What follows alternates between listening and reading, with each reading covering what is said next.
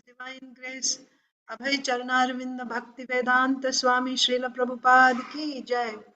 ISKCON Founder Acharya Srila Prabhupada ki Jai. Ananta Koti Vaishnav Vrind ki Jai. नामाचार्य Srila Haridas Thakur की जय। प्रेम से कहो श्री कृष्ण चैतन्य प्रभु नित्यानंद, श्री अद्वैत गदाधर श्रीवासादि गौर भक्त वृंद की जय। श्री श्री राधा कृष्ण गोप गोपीनाथ श्याम कुंड राधा कुंड गिरि गोवर्धन की जय। ब्रजभूमि श्री वृंदावन धाम की जय। नवद्वीप मायापुर धाम की जय। पुरुषोत्तम क्षेत्र जगन्नाथपुरी धाम की जय। जगन्नाथ बलदेव सुभद्रा महारानी की जय। गंगा माई की जय, यमुना माई की जय, तुलसी महारानी की जय, भक्ति देवी की जय, ग्रंथराज श्रीमद् भागवतम की जय, सामवेद गौर भक्त वृंद की जय। निताई गौर प्रेमानंदे हरि हरि बोल। All glories to assembled devotees. All glories to assembled devotees. All glories to assembled devotees. All glories to Sri Guru and Sri Gauranga. All glories to Srila Prabhupada. नमो विष्णुपादाय कृष्णप्रेष्ठाय भूतले श्रीमते भक्तिवेदांत स्वामिनिति नामिने नमस्ते सारस्वते देवे गौरवाणी प्रचारिणे निर्विशेषा शून्यवादी पाश्चात्य देशतारिणे। Hare Krishna, dear devotees, welcome to today's Srimad Bhagavatam class. We are reading today from Srimad Bhagavatam, Canto 2, Chapter 4, The Process of Creation, Text 14. Om Namo Bhagavate Vasudevaya. Om Namo Bhagavate Vasudevaya. Om Namo Bhagavate Vasudevaya. Om Namo Bhagavate Vasudevaya. Om Namo Bhagavate Vasudevaya. Om Namo Bhagavate Vasudevaya. Narayanam Namaskritya Naram Chaiva Narottamam Devim Saraswatim Vyasam Tato Jayam Mudirayet Nashtaprayeshva Bhadreshu Nityam Bhagavat Sevaya Bhagavatyuttama Shloke Bhaktir Bhavati Naishtiki. So I'll read the verse first and then all of you can recite.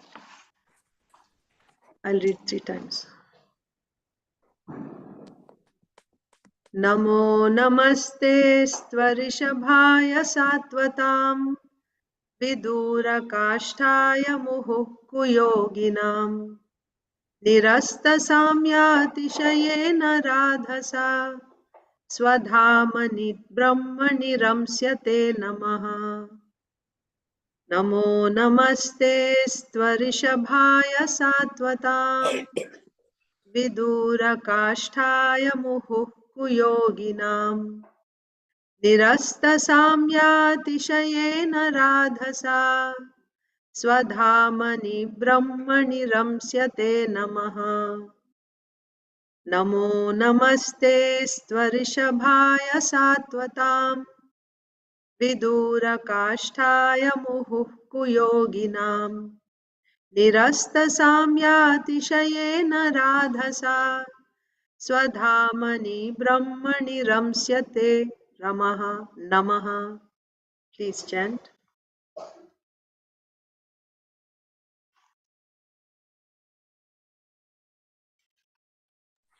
Namo Namaste Swarishabhaya Sattvatam Vidura Kashtaya Muhukku Yoginam Nirasta Samyati Sayena Radhasa Swadhamini Brahmani Ramshayet Namaha. Hare Krishna. Hare Krishna. Namo namaste stvarshveshadvatam vidura kashtaya muhojinam nirasta shamyastishtrayena radhasha श्वधामनि ब्रह्माणि रमस्ते नमः।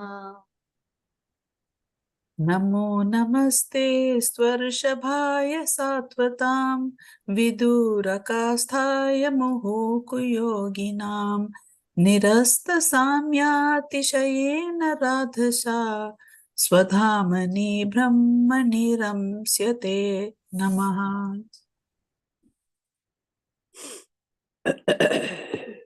Anyone Hare Krishna. else? Yeah. Yeah. Hare Krishna Mataji. Namo namaste Rishabhaya Sattvatam Vidur Kashtaya Muhukyo Yoginam Nirasta Samyatis Sayen Radhasam Swadhamani Kamani Yamsayate Namaha. Hare Krishna. Thank you.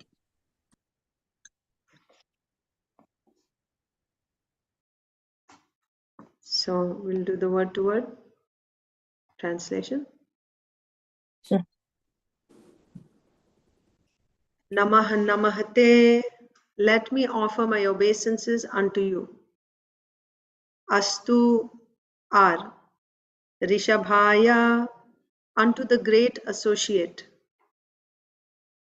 Satvatam, of the members of the Yadu dynasty. Vidura Kashtaya, one who is far from mundane wranglers. Muhuhu, always. Hu yoginam, of the non-devotees. Nirasta, vanquished. Samya, equal status. Atishayena, by greatness. Radhasa, by opulence. Swadhamani, in his own abode. Brahmani, in the spiritual sky. Ramsyate, enjoys. Namaha, I do bow down. Translation and purport by His Divine Grace, A.C. Bhaktivedanta Swami Srila Prabhupada ki jai. Translation. Let me offer my respectful obeisances unto him who is the associate of the members of the Yadu dynasty and who is always a problem for the non-devotees. So this is Parikshit Maharaj speaking. Let me offer my Sukadev Goswami speaking. Let me offer my respectful obeisances unto him who is the associate of the members of the Yadu dynasty and who is always a problem for the non-devotees. He is the supreme enjoyer of both the material and spiritual worlds, yet he enjoys his own abode in the spiritual sky. There is no one equal to him because his transcendental opulence is immeasurable. So there are three statements in the translation. First one is, he is an associate of the Yadu dynasty, of the members of the Yadu dynasty, but he is a problem for non-devotees. Second one is, he is the supreme enjoyer of both the material and spiritual worlds, yet he enjoys in his abode in the spiritual sky. Although he is the enjoyer of both, but he actually enjoys in the spiritual sky in his abode.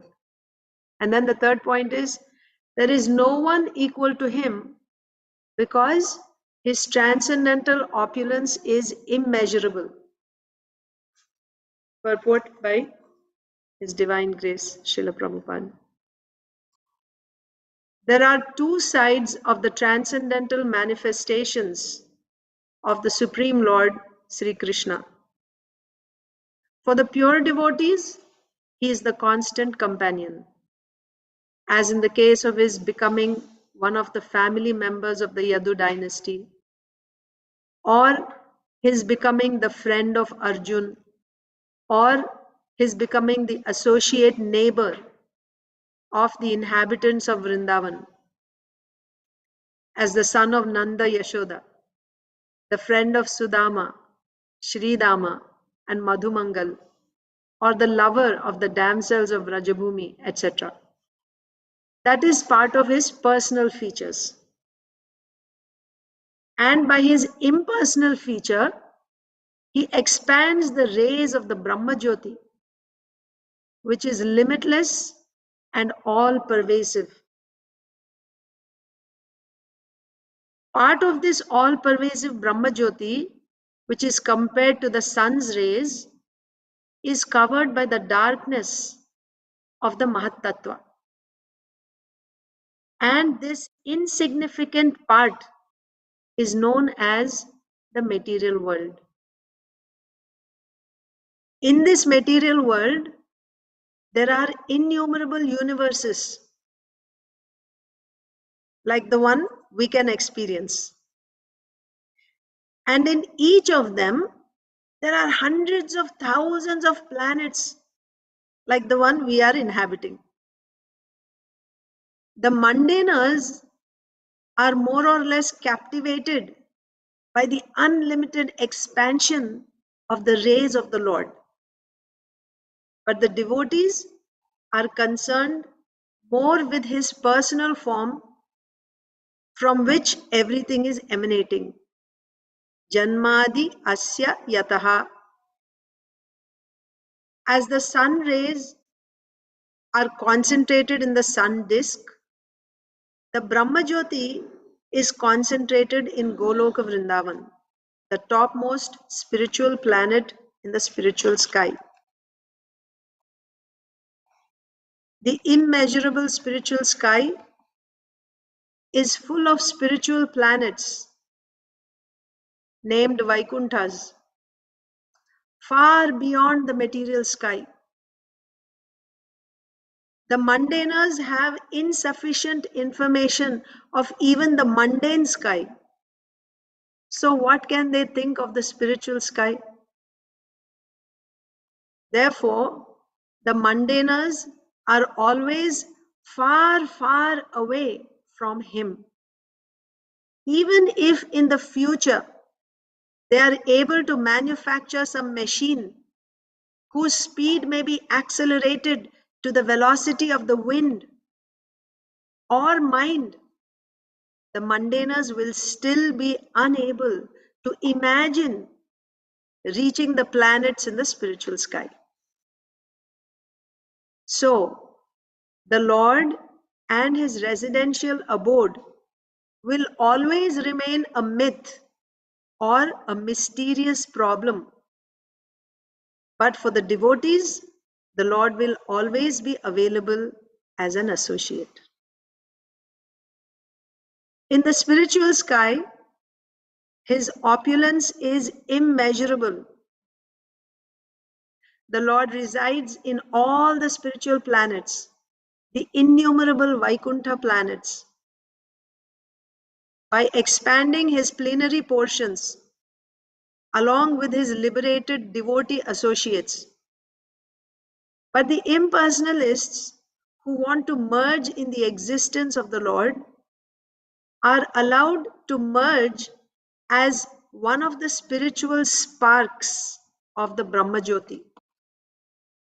They have no qualifications for becoming associates of the Lord, either in the Vaikuntha planets or in the supreme planet Golok Vrindavan, described in the Bhagavad Gita as Madhama, and here in this verse as the Swadhama of the Lord.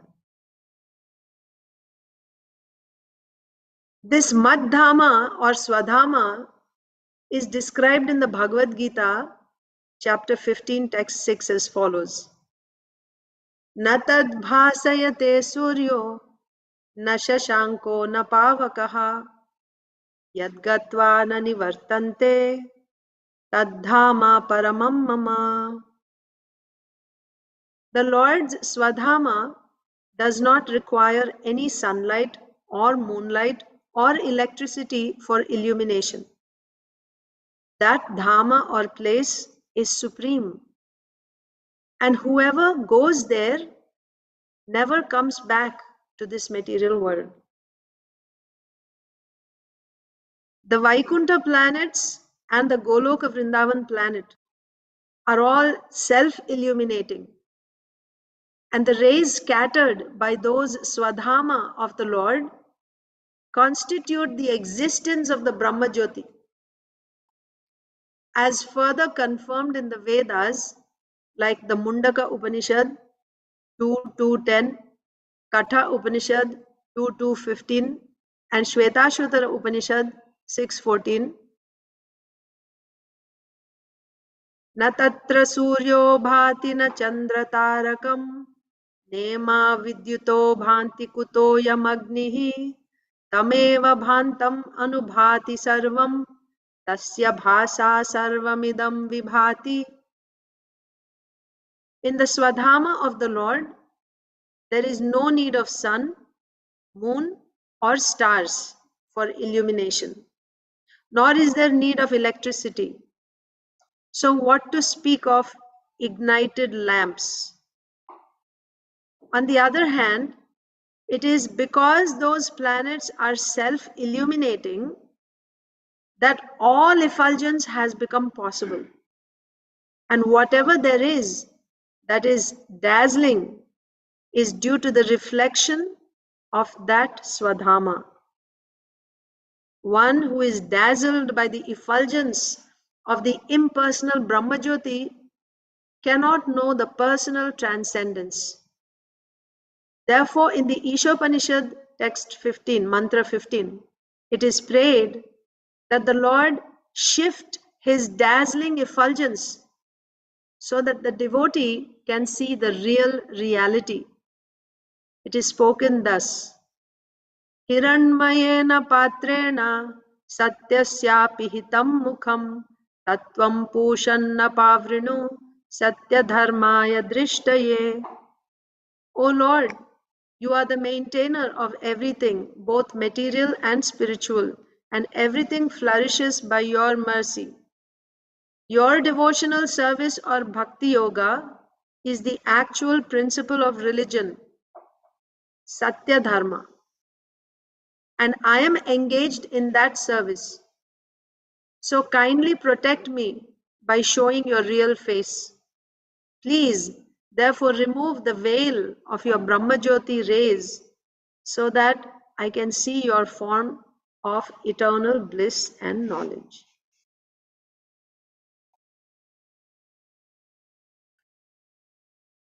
Let me offer my respectful obeisances unto him, who is the associate of the members of the Yadu dynasty and who is always a problem for the non-devotees.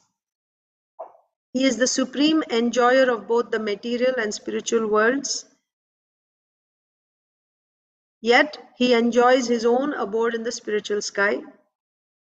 There is no one equal to him because his transcendental opulence is immeasurable. Om Ajnana-timirandhasya Jnananjana-salakaya Chakshurunmilitam Yena Tasmai Sri Gurave Namaha. Sri Chaitanya Manobhishtam Sthapitam Yena Bhutale Swayam Rupaha Kada Mahyam Dadati Swapadantikam Vandeham Sri Guru Sri Yuta Padakamalam Sri Gurun Vaishnavamscha Sri Rupam Sagrajatam Sahagana Raghunathanvitam Tam Sajivam Sadvaitam Savadhutam Parijana Sahitam Krishna Chaitanya Devam Sri Radha Krishna Padan Sahagana Lalita Sri Vishakhanvitamscha He Krishna Karuna Sindho Deenabandho Jagatpate Gopesha Gopika Kanta Radha Kanta Namostute Tapta Kanchana Gaurangi Radhe Vrindavaneshwari Rishabhanu Sute Devi Pranamami Haripriye Vanchakalpatarubhyascha Kripa Sindhubhya eva cha Patitanam Pavanebhyo Vaishnavebhyo Namo Namaha. Jaya Sri Krishna Chaitanya Prabhu Nityananda Sri Advaita Gadadhara Srivasadi Gaura Bhakta Vrinda. Hare Krishna Krishna Krishna Hare Hare Hare Rama, Rama Rama, Hare Hare.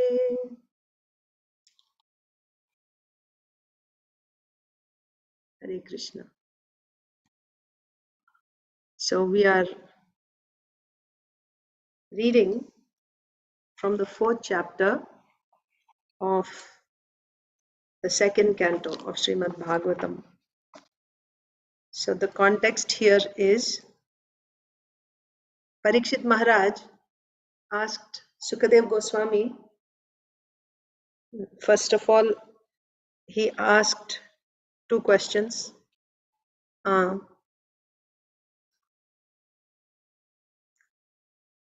What is the subject? What should a person hear about? What should a person chant, worship, and what should he not do? Especially one who is about to die. What is his duty? What should he hear about? What should he chant? Or what should he worship? And what activity should he do? And what should he not do? Or not chant, not hear, not worship, like that. Remember. What should he not remember and what should he not worship? So, in answer to that, Sukadev Goswami greatly appreciated the question, because the answer to this question is the solution to all problems in life. And then in the first 3 chapters of this 2nd canto, Sukadev Goswami explained, after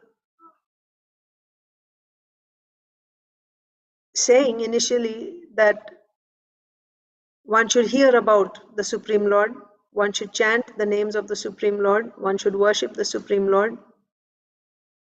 one should remember the Supreme Lord. Then, but those who are materialistic, who are not able to directly worship the Supreme Personality of Godhead, they cannot conceive of anything beyond matter. Then how they should meditate first on the universal form, and then from there further they will meditate on the super soul. And in super soul also you have, okay, it's the super soul in the heart. And then ultimately they should worship the Supreme Personality of Godhead, describing pure devotional service. After hearing Sukadev Goswami's answers, Parikshit Maharaj was Parikshit Maharaj said that my ignorance is now dissipating by hearing your answers, by hearing your katha. So, but you said that the perfection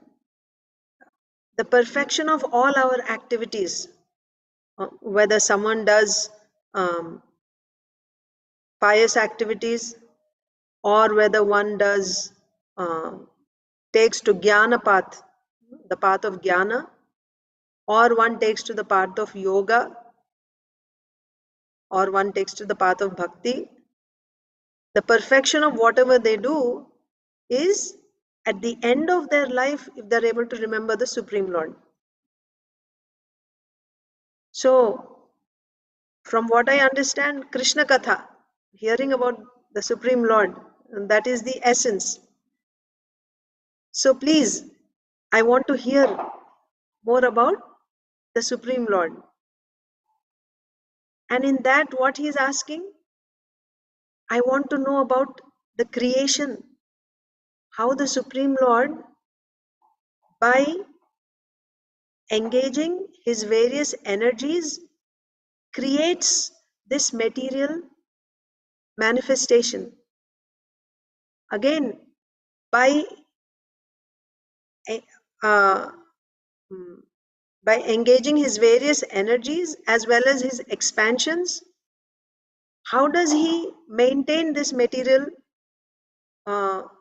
creation, what he has created, how does he maintain, and finally, how does he wind up this whole creation? Just like children, right? When they play, they have these blocks, they build something, and after they build something, they play with it for some time. And then after they've played enough, then they just disassemble the whole thing. So like that. So this creation is a pastime of the Lord. It's like a play for him. So how does he do that? And also, whether the Supreme Lord is directly engaging his material energy, or he is doing it through his expansions. That means his expansions are interacting or engaging the material energy, or the expansions of his expansions are doing it. Ultimately, there is only one. The Supreme Lord is only one. It's not like there are many. He's one. So please explain all this to me. This was Parikshit Maharaj's question.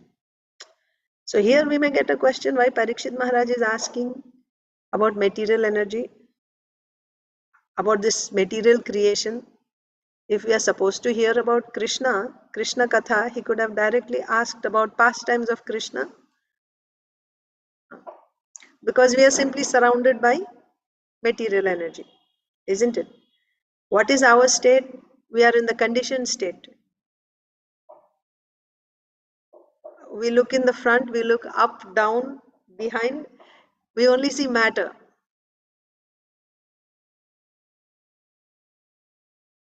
How to become Krishna conscious? Meaning, how to become conscious of the Lord even in this material world. Because this material world, although it is external, it is not independent. It is external to the Lord, but it is not acting independent of the Lord. He is the dynamic force which is moving this material energy. The material energy cannot move on its own. So seeing the Lord's hand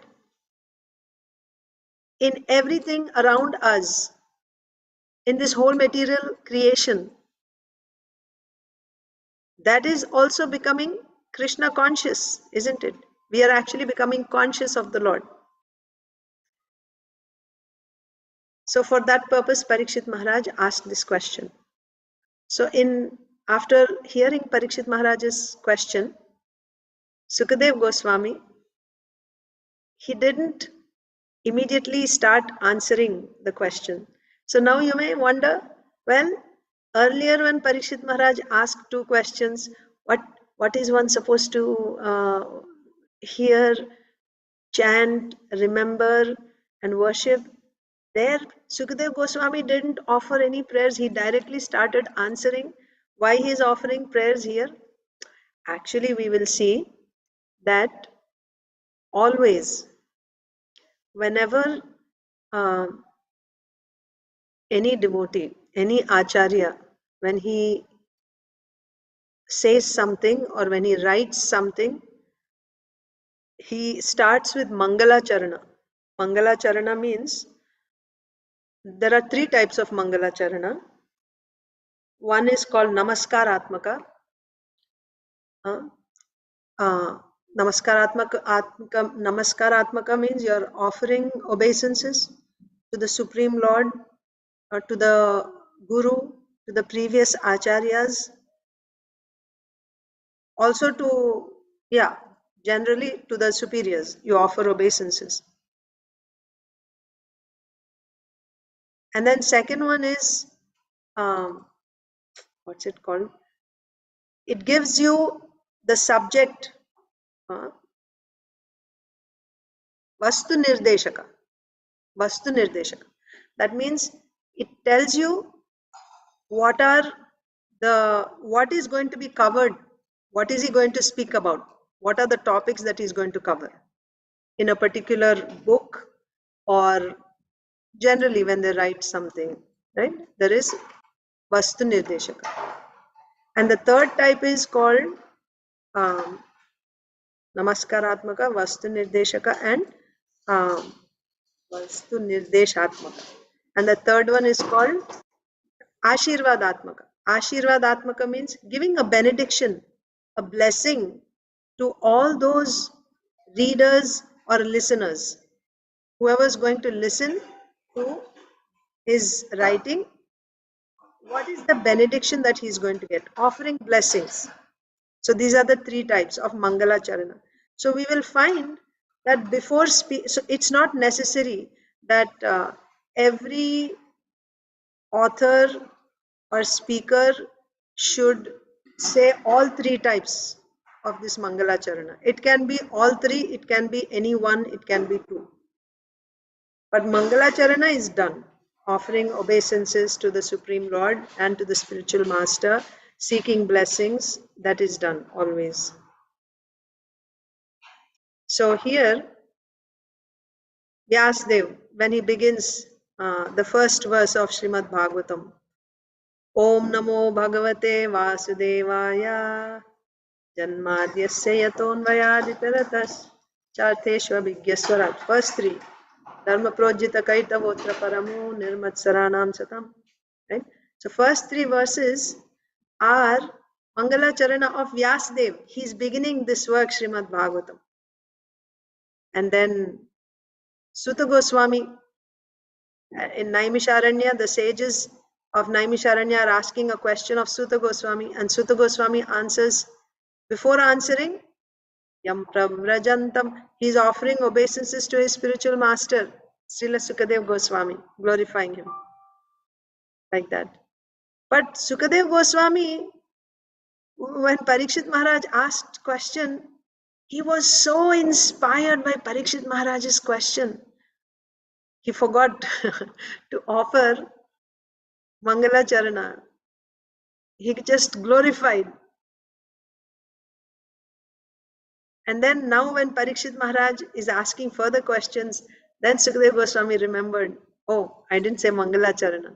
So here, these verses, this chapter is all prayers of Sukadeva Goswami before he begins to answer Parikshit Maharaj's question. So we are in text 14, text 12, 13. It starts with text 12 actually, the prayers of Sukadev Goswami. We'll just go back. So text 12. Sukadev Goswami said, let me offer my respectful obeisances unto the Supreme Personality of Godhead, who for the creation of the material world accepts the three modes of nature. He is the complete whole, residing within the body of everyone, and his ways are inconceivable. So that's the first prayer of Sukadev Goswami. So one more important thing here that we should pay attention to is Parikshit Maharaj told Sukadev Goswami that you are the most learned, you are self-realized, and over and above this, you are a pure devotee of the Lord. A pure devotee of the Lord being surrendered to the Supreme Lord is so dear to the Lord that he is as good as the Supreme Lord. This is the position of a pure devotee. You are as good. So Parikshit Maharaj is saying, because you are a pure devotee, you are as good as the Supreme Lord to me. Today, here in India, in Mayapur, we celebrated, or we are celebrating Govardhan Puja. So, about one name of Govardhan is Haridasa Varya. Haridasa means the servant of Hari. Varya means the best. the best of the servants of Hari is Haridasa Varya. So, His Holiness Shivarama Swami Maharaj had given Srimad Bhagavatam class at the temple today. So, I'm just repeating, chewing on the remnants of what Maharaj has said. So, Haridasa Varya. What do you mean by Hari? Hari means one who removes, who takes away, who steals or who takes away, or who removes all your sufferings. And anyone who is a servant of Hari, because he's a servant of Hari, he also has that quality. He can also remove your sufferings. And what to speak of the best of all servants. Like that. So therefore here, Parikshit Maharaj told Sukadev Goswami, you are as good as the Supreme Lord. Why? Because the way the Supreme Lord is able to remove all sufferings of a conditioned soul, his pure devotee can also do that. Because of his complete surrender to the Supreme Lord, he is also able to remove. So you are as good as the Supreme Lord to me. And not only that, you are fully learned in all the scriptures, in all the Vedas.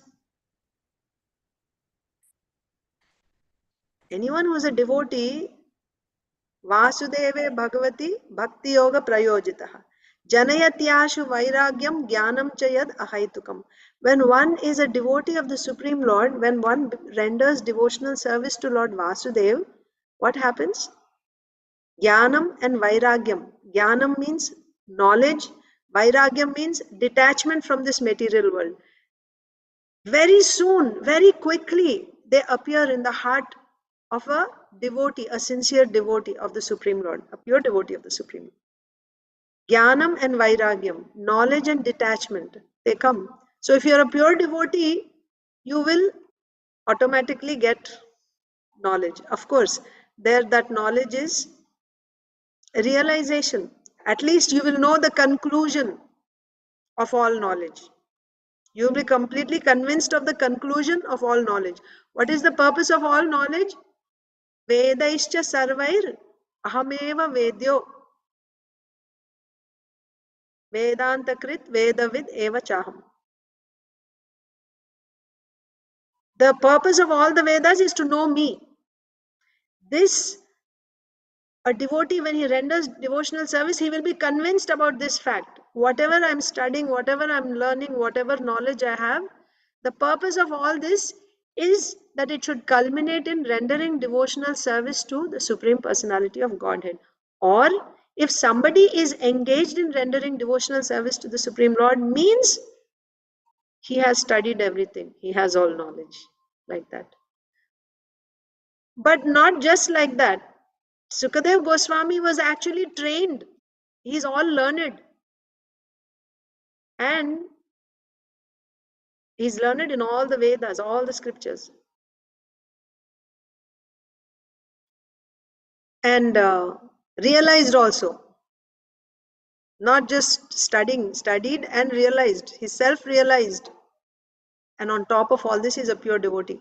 The point I'm trying to get at is, who is a better authority than Sukadev Goswami to answer the questions of Parikshit Maharaj?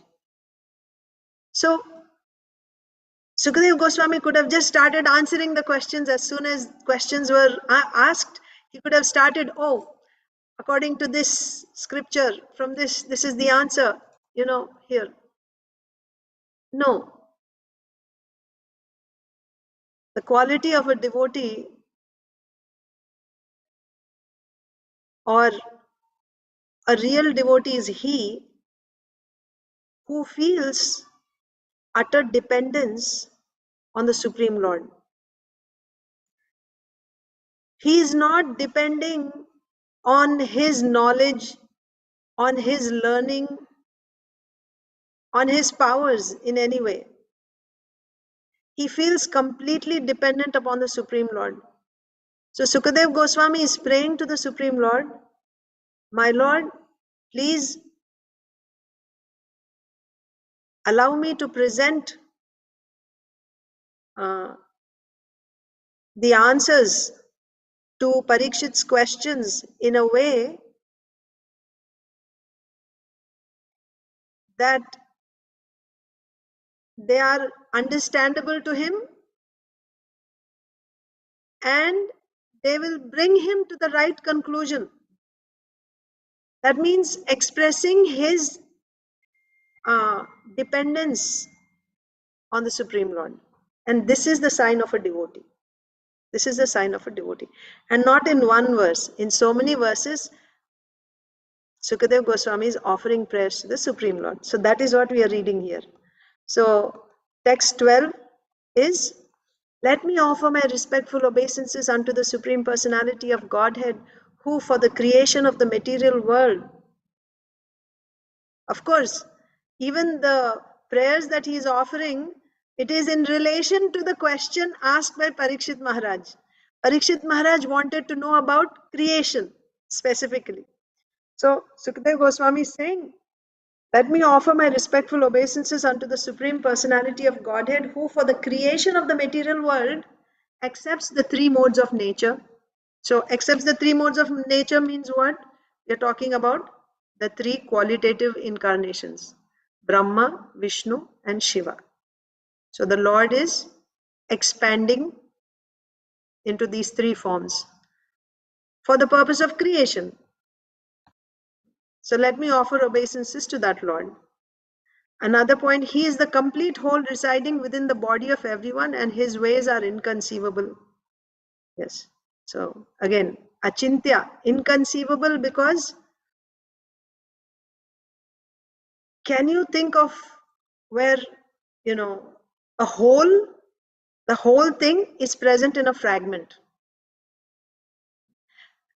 He is present in each and every living entity as Paramatma, and he is the complete. This is inconceivable, right? He is the complete whole residing within the body of everyone. The complete whole in the body of everyone. His ways are inconceivable. Let me offer obeisances to that Supreme Lord. Then the next verse said, I again offer my respectful obeisances unto the form of complete existence and transcendence. I'm offering my obeisances to the form of complete existence and transcendence, who is the liberator of the pious devotees from all distresses. So when you say pious devotees, means those devotees, in Bhagavad Gita we read Artho, Artharthi, Jigyasu, Jnani.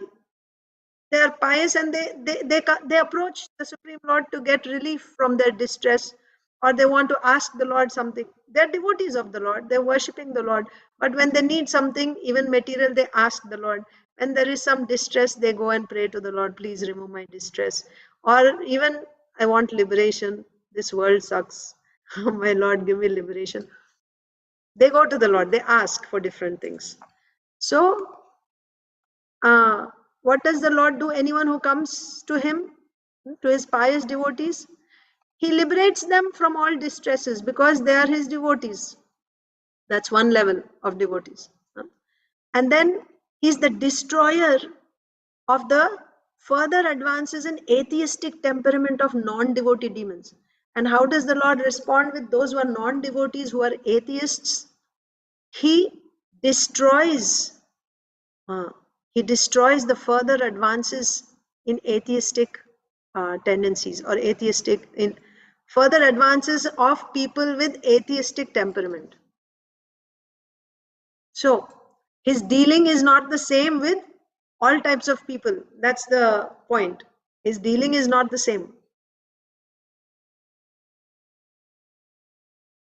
Just like the treatment is different for different types of people, right? A healthy person, his diet is different. And someone who is sick, his diet will be different.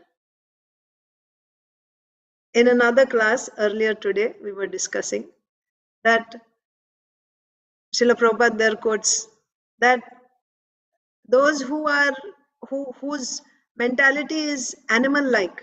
Animal-like means those who have dull intelligence, they cannot understand the Supreme Lord. Their consciousness is like that of an animal.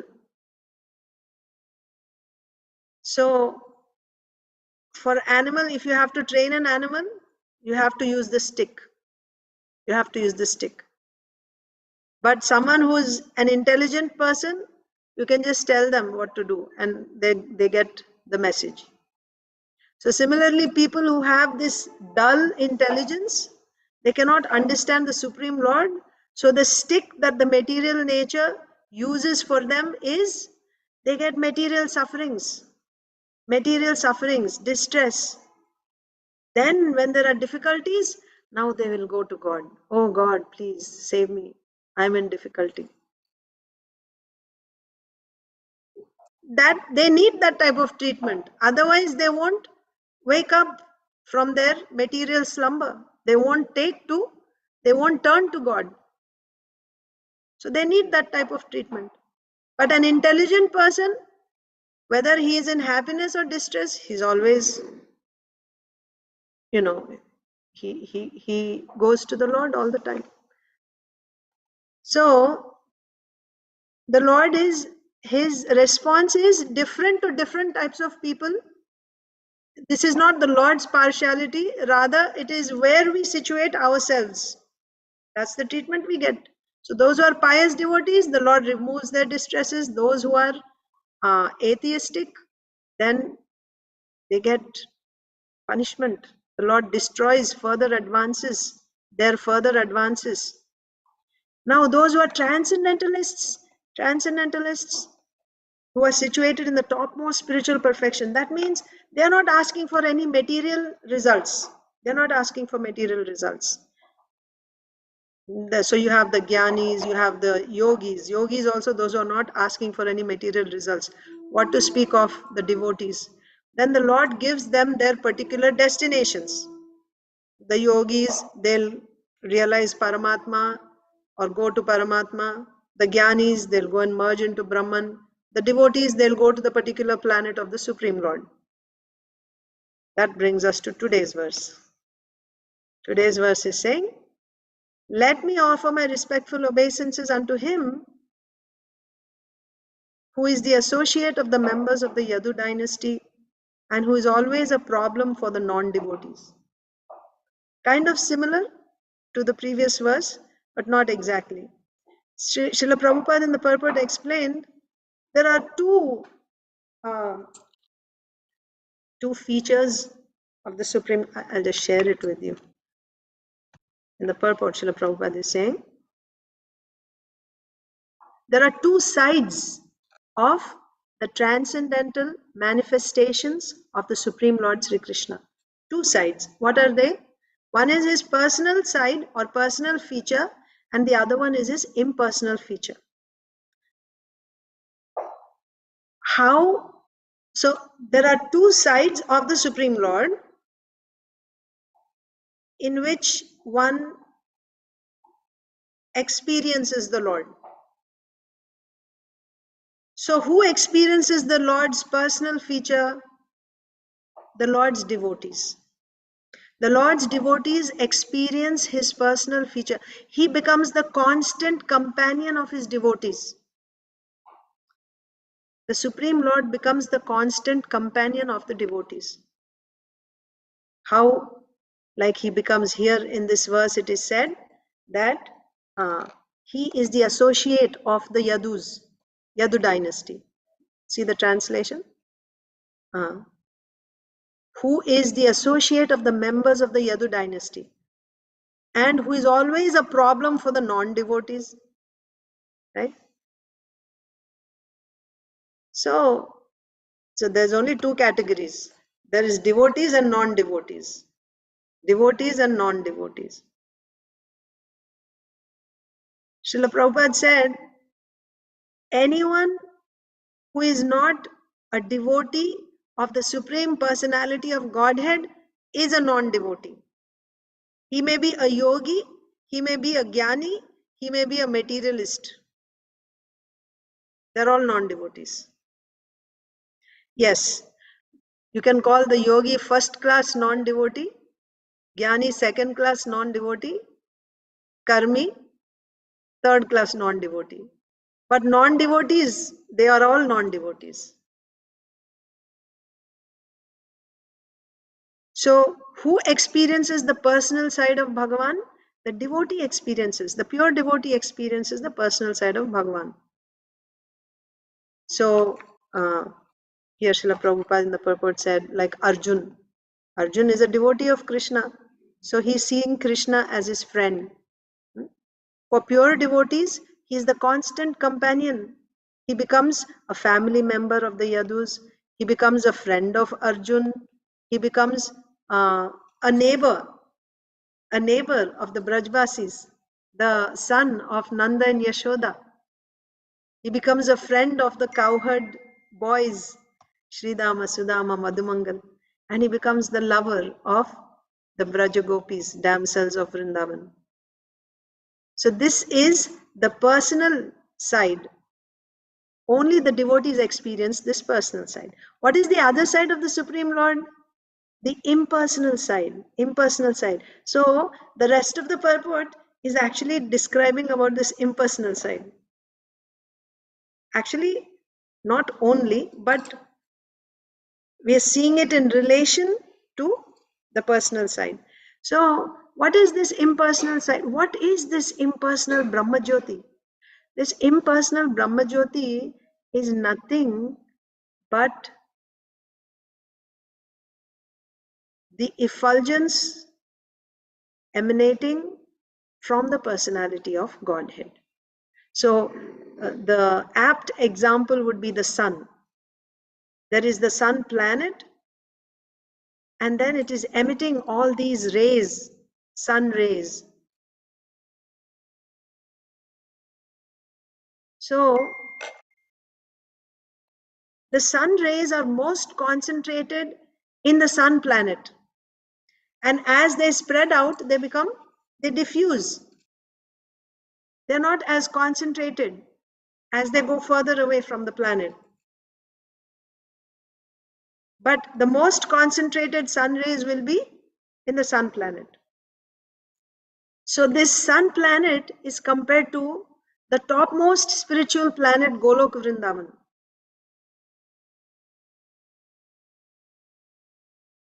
First of all, let me make that point about the personal and impersonal. Who gets attracted to the impersonal feature? The non-devotees get attracted to the impersonal feature. Devotees don't get attracted to the impersonal feature. The non-devotees get attracted to the impersonal feature. But what is this impersonal feature of the Lord? It is actually coming from the personal feature only. It is not independent. It's not separate.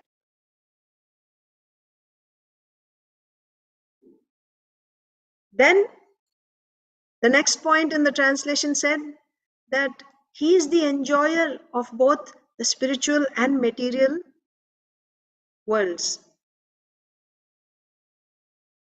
He is the enjoyer. But he enjoys his abode in the spiritual world. That means, aham sarvasya prabhavo mattah sarvam pravartate.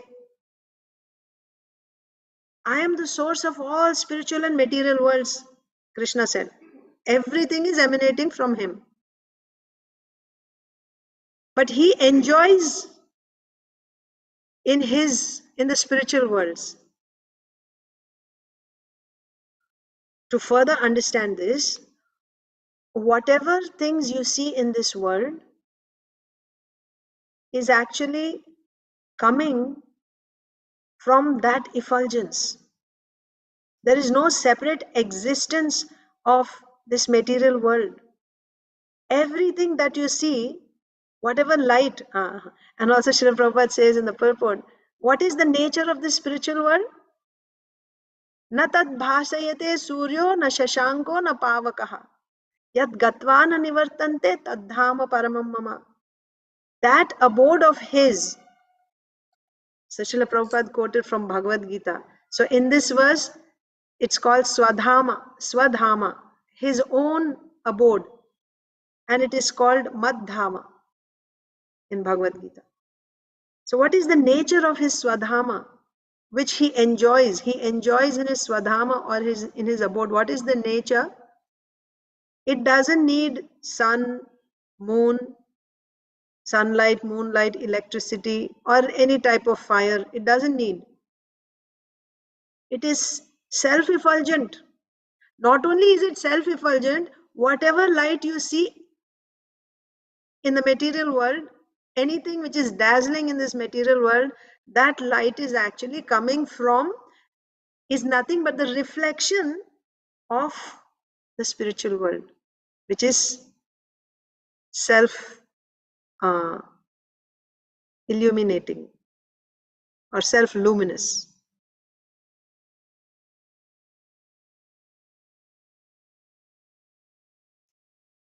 So the material existence is actually getting its energy from the spiritual world only. And the spiritual world, by the way, is the Lord's internal energy. It's in Him, His Swarupa Shakti. Or the impersonal feature of the Lord is supported by the personal feature of the Lord. The impersonal feature is not separate from the Lord. And whatever material creation we are seeing, it's coming from that Brahma Jyoti. And where is all this Brahma Jyoti concentrated? In the spiritual world, and even in the spiritual world, the highest topmost planet is Golok Vrindavan Dham. The most concentrated Brahma Jyoti is there, and from there it is spreading everywhere. And that Brahma Jyoti is the source of all creation that we see. Whatever things we see in this world, it's coming from that Brahma Jyoti. So, those who are attracted to this Brahma Jyoti, can they understand the personal feature? That's the question. How nicely Srila Prabhupada gave an example. I'll wind up soon. How nicely Srila Prabhupada gave an example that so now you understand the position, right? Golok Vrindavan Dham has the concentrated Brahma Jyoti, and then it diffuses everywhere, and that Brahma Jyoti is what is the all the material creations are coming from that Brahma Jyoti. And in the whole material creation, when Karanodakashayi Vishnu glances on Prakriti, when creation begins, innumerable universes are springing out from his skin pores. Innumerable universe. One universe, so innumerable universes like the one in which we are living, Srila Prabhupada says. Huh? And each universe has innumerable planets, one of which is like the one we are living in. Innumerable planets. And in each planet there are so many people, right? And now, from this position, if somebody is trying to understand the person, the personality who is enjoying in Golok Vrindavan Dham, think, is it possible? Is it possible for somebody to understand him? Even if they made so much scientific advancement that they will figure out, they will create a machine that can go at the speed of mind. Nobody has ever created that machine that you can travel at the speed of mind. Let's say even if they managed to do that, still they would never be able to go to reach or even imagine. Srila Prabhupada says they cannot even imagine, even if they had such a machine, they couldn't even imagine going to one of the spiritual planets. And spiritual planets, you have so many. First of all, there is the spiritual sky, and in that there are unlimited Vaikuntha planets, and the topmost is Golok Vrindavan Dham, which has all the concentrated Brahma Jyoti. And this Golok Vrindavan Dham and all the spiritual planets, they are from the Lord's internal energy. That means they are within Him. within him. How can one understand the whole from that, the complete, from an incomplete position? How is it possible? It's not possible. They cannot even imagine, they will never ever be able to understand the spiritual planets. And what to speak of going there? They won't be able to do it. By material endeavor, as long as one is attracted to the impersonal effulgence, and when you say impersonal effulgence, it means everything material, because all material things are coming from that effulgence. As long as we are attracted by the glare, by the dazzling of this impersonal effulgence, we will not be able to see the Supreme Personality like the devotees are seeing, like Arjuna is seeing, like the Brajbasis are seeing. We won't be able to see. So finally, Srila Prabhupada is quoting from Sri Ishopanishad. The devotee is praying to the Supreme Lord, my Lord, I am engaged in the ultimate dharma. What is that ultimate Satya Dharma? What is that? Your devotional service. So please protect me by removing this effulgence, because I'm not able to see your beautiful face because of this effulgence. Please remove this effulgence so that I can see you. So I will end there. One more time, I'll just share the translation. This verse. Let me offer my respectful obeisances unto him who is the associate of the members of the Yadu dynasty, and who is always a problem for the non-devotees. He is the supreme enjoyer of both the material and spiritual worlds, yet he enjoys his own abode in the spiritual sky. There is no one equal to him, because his transcendental opulence is immeasurable. Just that last line, little bit we'll discuss. Swadhamani Brahmani Ramsyate Namaha. No, before that. Nirasta Samyati Shayena Radhasa. So Radhasa means his opulence. Samyati Shayena means there's nothing equal. His opulence is Atishayena. Right? It's great. It's so great. There's nothing equal to his opulence in the spiritual world. So in the translation it said, there is no one equal to him, because his transcendental opulence is immeasurable.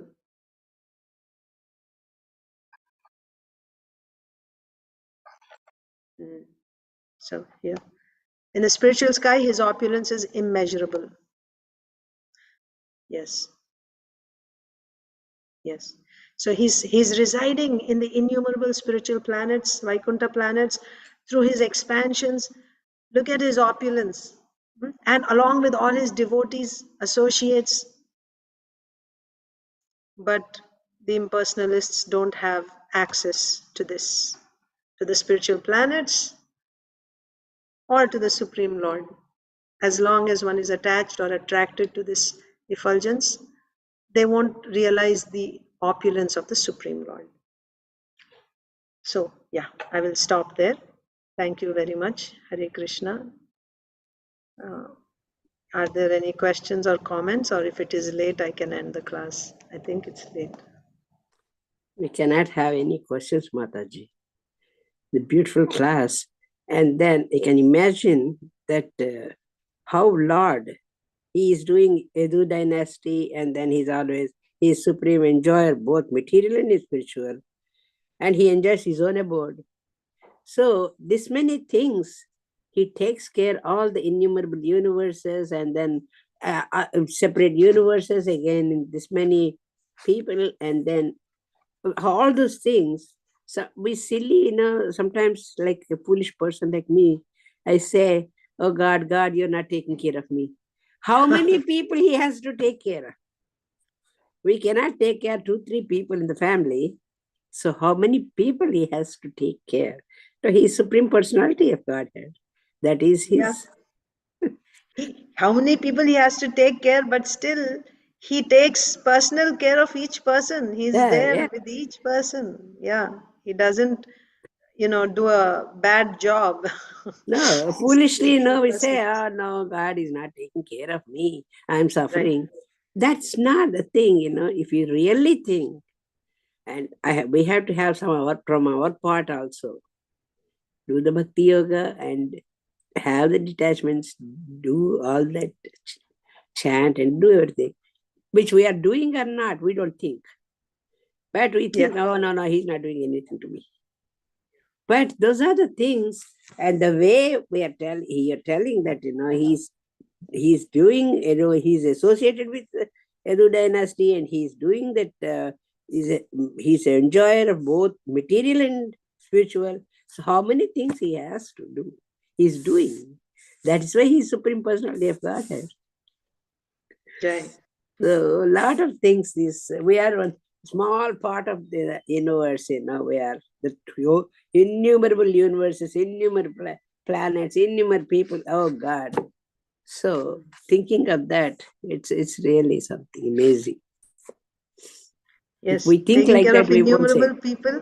innumerable people he's taking care, but at the same time, very personal with each person. That Yeah, only Krishna can do, nobody can do. Only yeah, God can do that. yeah. Yes.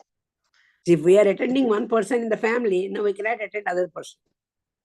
Yeah. Well, let me attend this person and then I will come to you. But he's just unbelievable. Thank you very much, Jai. Mataji. Thank you, Mataji. Hare Krishna. Mukti Dhatri Radhika Mataji. Hare Krishna, Mataji. Pranam. Pranam How are you, Mataji. Mataji? After a long time, I see you. I'm very happy to see all of you. Thank you so much.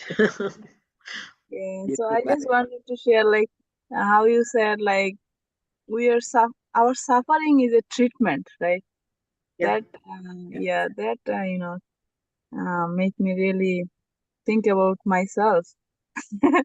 Because among all the family members, I think I get all the distress, like too much of the distress. So maybe because of my previous karma, I have to suffer, and Krishna is giving me treatment, so I can like realize, like Yeah. I can pray that Krishna, please, like take me.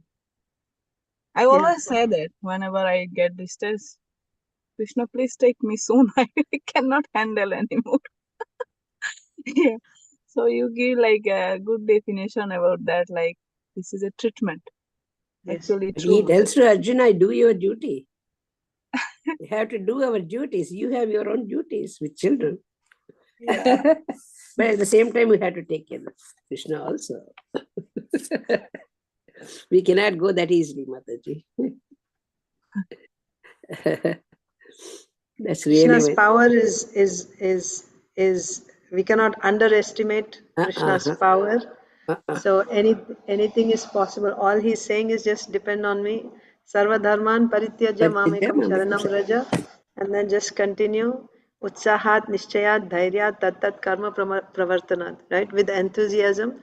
And yes, we may have difficult days, difficult times sometimes, somehow or other, you know, like you are doing actually. You're calling out to Krishna and Yeah, hang in there. hang in there. But yeah, it is the treatment, and this is also Krishna's. Uh, this is also Krishna's love. Yeah. This is also Krishna's love. When Yeah, you like get a boil, I was listening to one lecture of my not lecture, I was reading. When you get a boil, it it hurts, but if you want to treat it, you have to remove all the pus and blood, everything from that. And it's very, very painful. But you have to do it anyways. But once all that is removed, then you're relieved, right? So when the treatment is happening, it is painful.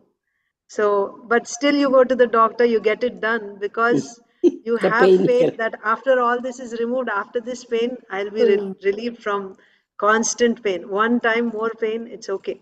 Even soon it'll be removed. So Srila Prabhupada said, just give this one life to Krishna, one life. It's okay, just give this life to Krishna. Whatever difficulties, it's okay, Krishna. I'll accept. Yeah, Mataji, sometimes I hear like some devotees are saying like they enjoy this family life. They enjoy everything that they want to come back again and do the same thing, like taking care of the parents and take care of the family. I don't know how, but Prabhupada said like this material world, we have to just, we came and we do our job as soon as we can do, and we can just go back to Krishna. But even though they're like long time, like senior devotees, but still I don't know how can they say this kind of like I don't know. I said, Prabhu, I don't know, but I want to just, this is my last life. I don't want to come back anymore. Mhm. I Yeah. don't know. Yeah, I You have to don't There work know. are for there it. are different levels, Mataji, different types of devotional service bhakti. So even when someone is doing bhakti, they can be doing rajasika bhakti, tamasika bhakti, satvika bhakti, right? Rajasika bhakti means you are doing bhakti, but at the same time you are expecting some material results. Results. So you want family pleasure, happiness of Mm. family, wealth and opulence, but also you want to do bhakti. That's called Rajasika Bhakti. Tamasika Bhakti means you're doing bhakti and you want to destroy your enemies, right? So that is Tamasika Bhakti. With your bhakti, you're doing bhakti and you're maintaining this type of mentality, right? You want to actually, like by doing that bhakti, you want to destroy your enemies. And then there is Satvika Bhakti, like you said, oh, I don't want to come back to this material world again. I had enough. This world is miserable. I want to go back to Godhead. That is Satvika Bhakti, but still there is also that desire for liberation from material miseries. It is Satvika better than Rajasika, Tamasika. Passion and it's better than ignorance and passion, but still it is in goodness. It still has that tinge of This- material modes. So, what you should aspire for is Nirguna Bhakti. Nirguna Bhakti means it is not tinged by any modes. There, that Nirguna Bhakti is Anyabhilashita Shunyam. Anyabhilashita Shunyam means you want me to take birth again? No problem. Mama Janmani Janmanishware. Birth after birth. That means I'll take as many births as you want, no problem. I'll go to hell, no problem. Mama Janmani Janmanishware Bhavatad Bhaktira Ahaituki Tvai. I only desire Ahaituki Bhakti. I'm not saying that you have it or you should have it now, but your aspiration is what is important. If I'm aspiring for that and I'm able to endure whatever else is coming, this distress, this pain, while going through that pain, if my aspiration in the heart is I only want that ahaituki bhakti. I want that causeless, right? Causeless means anyabhilashita, not as aspiring for anything else. I'm ready to suffer like this for eternity. We see examples of this in Chaitanya Leela, devotees praying like that. When Mahaprabhu told Mukunda that he will see me after 10,000 births, he was in ecstasy. 10,000 births I have to take and suffer. He was not thinking about that. He was thinking, after 10,000 births, I will see Mahaprabhu again. And he's dancing in ecstasy. That's a pure devotee. So at least I'm not a pure devotee. But if I have that aspiration that I want to get that type of devotional service, and now whatever I'm suffering, it feels like a lot of suffering, but compared to that, this is nothing, this is insignificant. What is one lifetime? That devotee is willing to sacrifice thousands of lifetimes. Then when you see like that, means you're being Krishna conscious, right? Then that Krishna consciousness lifts you above this material platform and you won't be affected by this, whatever distress or suffering that you're experiencing. So you have to maintain your consciousness. How do you maintain your consciousness? Call out to Krishna, chant Hare Krishna, remember Krishna, like that. Associate with devotees, and then that will hmm, elevate our consciousness. Endeavoring. And when we endeavor, Prabhupada says, you take one step to Krishna, Krishna takes 10 steps towards you. We should do our part, whatever we can, and he will do the other part. Thank you, Mataji. Thank you. Thank you so much. Hare Krishna. Thank you very much, Mataji. Thank you. ग्रंथराज Shrimad Bhagavatam की जय, श्रील प्रभुपाद की जय। वाञ्छा कल्पतरुभ्यश्च कृपा सिन्धुभ्येव च पतितानां पावनेभ्यो वैष्णवेभ्यो नमो नमः। अनंत कोटि वैष्णव भक्तवृंद की जय। Jen, Thank you very much, it's Mataji. great to see you, Mother Arcanabhakti. Hope you're Thank doing you. well. It was a great Yes, class. I miss your preaching. Yeah, keep coming to us. Thank you. Everything is good. Do you have any plans to return to Philadelphia, or you're well situated in Mayapur? I want to be situated in Krishna consciousness wherever. So I'm fine wherever Krishna keeps me, as long as he keeps me engaged in his service. And I don't see any indications as of now. But if he arranges something, then I'm open to that. As you said, Krishna is everywhere, Mataji. I don't say, Shastra says. Shastra says, yeah. Okay, Shastra says. So in Philadelphia, in Mayapur, in Vrindavan, everywhere he is there. Of course, Mataji. Whenever we are engaged in devotional service, then yes, that is Vrindavan. Thank you, Mataji. I'm grateful that you're able to join us, even from a distant land. I'm glad you're staying connected with our Sangha and giving us your association. I'm taking your association. Thank you for giving that. Hare Krishna.